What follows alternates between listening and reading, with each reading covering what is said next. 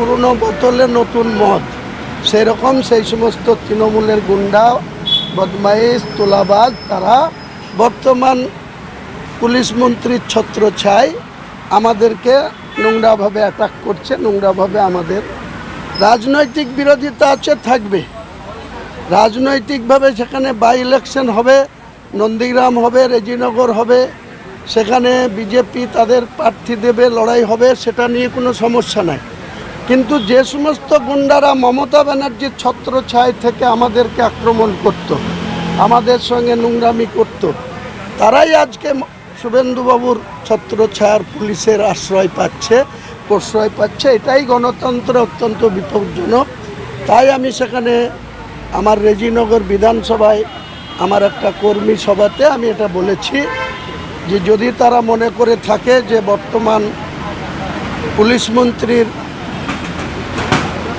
আন্ডারে যে সমস্ত থানাগুলো রয়েছে আমার বিধানসভায়, সেই থানাগুলার অফিসাররা যদি এখন পুরনো তৃণমূলের গুন্ডা মস্তানদের প্রশ্রয় দেয়, তাহলে সংঘর্ষ এখানে অনিবার্য হবে। সেই জায়গাতে আমি কোনো কম্প্রোমাইজ করব না, এটাই বলেছি। আমার ব্যক্তিগতভাবে বিজেপির বিরুদ্ধে কোনো বিষোদ্গার করা বা বিজেপির যে বর্তমান ক্ষমতাসীন দল, সেই দলের বিরুদ্ধে আমার কোনো বক্তব্য নেই। কিন্তু যারা তৃণমূলের হয়ে গুন্ডাগিরি করলো, যারা তৃণমূলের হয়ে আমাদের সঙ্গে নষ্টামি করলো, গুন্ডামি করলো, আপনারা সবাই দেখেছেন কিভাবে সেখানে আমাদের কথা গ্রাহ্য না করে বারবার আমাকে শোকজ করা হয়েছে, ওয়ার্নিং নোটিশ দেওয়া হয়েছে।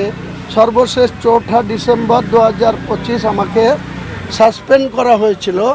আজকে সেই সমস্ত নেতারা ব্যাকডোর দিয়ে কেউ অপোজিশন লিডারের ছত্রছায়ায় কি পৌরসভা, কি পঞ্চায়েত, কি পঞ্চায়েত সমিতি, কি জেলা পরিষদ, সেই এলাকা থেকে যারা তৃণমূলের নির্বাচিত তারা আজকে বিজেপির ছত্রছায়ায় চলে এসছে। নিজেদের পিঠ বাঁচানো আর নিজেদের অ্যারেস্টের ভয়ে তারা পিছন দিক দিয়ে বিজেপির পতাকা ধরে আমাদের সঙ্গে পাঙ্গা নিচ্ছে।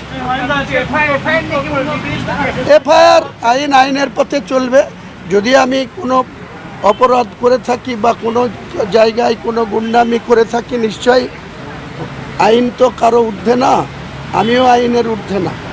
আইনের প্রতি সম্পূর্ণ আস্থা আছে, জুডিশিয়ালের প্রতি সম্পূর্ণ আস্থা আছে। আমরা রাজনৈতিক ক্যারিয়ারে দীর্ঘ 34 বছরের সিপিএমের আমলে 27টা কেস খেয়েছিলাম, একটা কেসেও প্রমাণ হয়নি যে আমরা কোনো অপরাধী।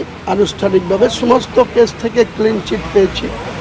2016 থেকে 2026 10 বছরের তৃণমূলের গভর্নমেন্টেও আমি প্রায় 7টা কেস খেয়েছিলাম।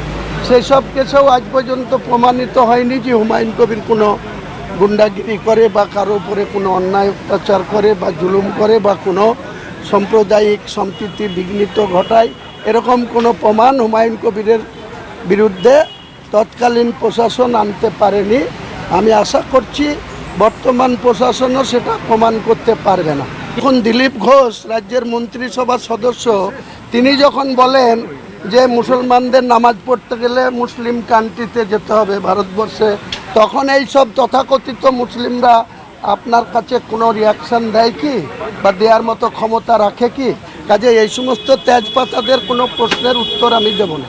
সেটা নিশ্চয়ই মুখ্যমন্ত্রী যদি আমার কোনো অন্যায় দেখে, আমি যদি কোনো মুখ্যমন্ত্রীকে কটু কথা বলে থাকি, আমি নিশ্চয়ই নবাগত বিজেপি যারা 4 মে গণনার 4টের পরে যারা ক্রিমিনাল অ্যাক্টিভিটি যাদের তৃণমূলের হয়েছিল, যারা তৃণমূলের হয়ে ভোট লুট করব বলেছিল, 2 মাস 3 মাস আগে থেকে হুমকি দিয়েছিল, আমি তাদের উদ্দেশ্যে ভাঙার কথা বলেছিলাম। তখন এই বিজেপির যারা নবাগত আজ বিধায়ক, তাদের খুব ভালো লেগেছিল। তারা বলেছিল আপনার ডায়লগটের উপরে আমরা অনেক শক্তি পেয়েছি, তাই আমরা আজকে এখানে 208 নিয়ে আসতে পেরেছি। আজকে আমি যখন সেই নবাগত বিজেপি যারা তৃণমূলের ক্রিমিনাল অ্যাক্টিভিটির সঙ্গে যুক্ত, তোলাবাজির সঙ্গে যুক্ত, লুটের সঙ্গে যুক্ত, তারা প্রশাসনের সাপোর্ট পাওয়ার জন্য আজকে আমার সঙ্গে সংঘর্ষে লিপ্ত হচ্ছে, আমি বলেছি এদের পরোয়া করি না, প্রয়োজন হলে আমি আমার আম জনতা উন্নয়ন পার্টির 98% সমর্থক তো মুসলিম। আপনি কি ক্ষমা চাইবেন? কোনো প্রশ্নই নেই। আমি ক্ষমা চাওয়ানোর মতো কোনো কথা বলিনি, ক্ষমা চাওয়ানোর কোনো প্রশ্নই নেই। এফআইআর তো হয়েছে, এফআইআর বহরমপুরে হয়েছে, ইংলিশ বাজারে হয়েছে, শক্তিপুর, রেজিনগরে যে প্রশাসন আছে তারা সমটু কেস করেছে।